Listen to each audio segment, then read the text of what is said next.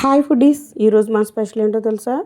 గుమ్మడికాయ ఫ్రై అండి. అంటే దీన్ని బెల్లంతో చేస్తాం కాబట్టి రైస్లో కలుపుకునే కన్నా పప్పుచారు అలాంటి వాటిల్లో వేసుకుంటే చాలా బాగుంటుంది.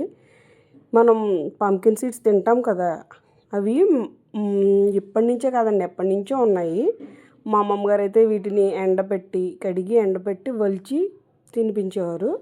మేము కూడా అలాగే చేస్తాం, వాటిని స్టోర్ చేస్తాను అనమాట. సో వాటిని గుమ్మడికాయని కడిగేసి వాటిలో సీడ్స్ తీసేయండి. సీడ్స్ తీసేసాక మనం గుమ్మడికాయని కొంచెం పెద్దగానే, బాగా పెద్దగా కాదు, బాగా చిన్నగా కాదు, మీడియం సైజులో కట్ చేసుకుని వీటిలో బెల్లం వేసుకుంటాం కాబట్టి మనకి సైడ్ డిష్ లాగా చాలా బాగుంటుందండి. ఒక 2 ఇంచెస్ 3 ఇంచెస్ ముక్కల్లాగా కట్ చేసుకుంటే మనకి ఇది బాగుంటుంది. దీన్ని మా సైడు సూర్యుడు గుమ్మడికాయ అంటారండి. అంటే ఇది సూర్యుడిలా రౌండ్గా ఎర్రగా ఉంటుంది కదా, అందుకని అలా 2 ఇంచెస్ కింద ముక్కల్లాగా కట్ చేసుకుని వాటిని మనకి చిన్నగానే అయిపోతాయి, ఎందుకంటే అది వాటర్ ఉంటుంది కాబట్టి వాటర్ అంతా ఎగిరిపోతుంది అనమాట. సో అందుకని పెద్ద ముక్కలు కట్ చేసుకుంటే మనం తీసుకుని తినడానికి చాలా బాగుంటుంది. వాటి తర్వాత మనం మినపప్పు, శనగపప్పు, జీలకర్ర, ఆవాలు, బెల్లం, ఎండుమిర్చి, కరివేపాకు, వెల్లుల్లిపాయ, మస్ట్ అండ్ షుడ్గా ఇంగువ కూడా వాడండి, చాలా బాగుంటుంది టేస్ట్.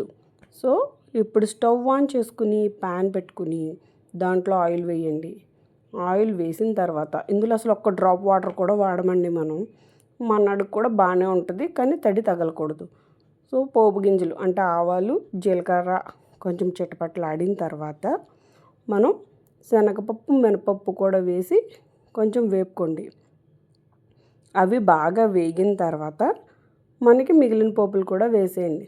వెల్లుల్లిపాయ మస్ట్ అండ్ షుడ్ అండి. వెల్లుల్లిపాయ లేకపోతే దీనికి అసలు టేస్ట్ లేదనే చెప్పాలి. సో అందుకని మనం కొంచెం వెల్లుల్లిపాయలు ఎక్కువగానే వేసుకుంటాం. దీంట్లో కారం వేయం కాబట్టి పచ్చిమిర్చిని కూడా చీలికలు చేసుకుని వేసుకోండి, కారం బాగా పడుతుంది. మనం బాగా వేపుకున్న తర్వాత ఎండుమిర్చి, వెల్లుల్లిపాయలు బాగా వేగనివ్వండి. అవి వేగిన తర్వాత వెల్లుల్లిపాయలు కొంచెం కలర్ మారనివ్వండి, ఎందుకంటే ఫ్లేవర్ బాగా పడుతుంది. ఇప్పుడు మనం మిగిలిన పోపులు కూడా వేసేసుకుని బాగా వేపండి. ఇంగువ లాస్ట్లో పోపు వేసిన మధ్యలో వేసి ఇంగువను కూడా వేసేయండి. వేసేసాక ఇప్పుడు మన గుమ్మడికాయ ముక్కలు కూడా వేసేసి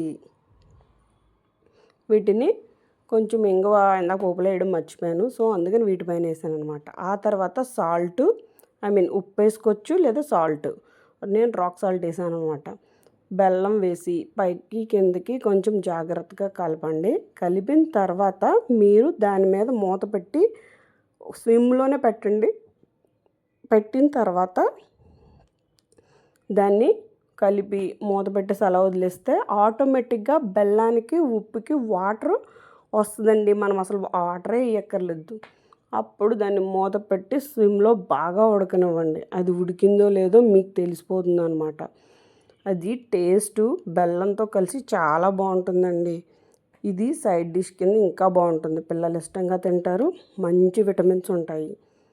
ఓకేనా? లాస్ట్లో కొత్తిమీర గార్నిష్ చేసి తినేయడమే, చాలా బాగుంటుంది. ఒక్కసారి ట్రై చేయండి. సబ్స్క్రైబ్. Thank you.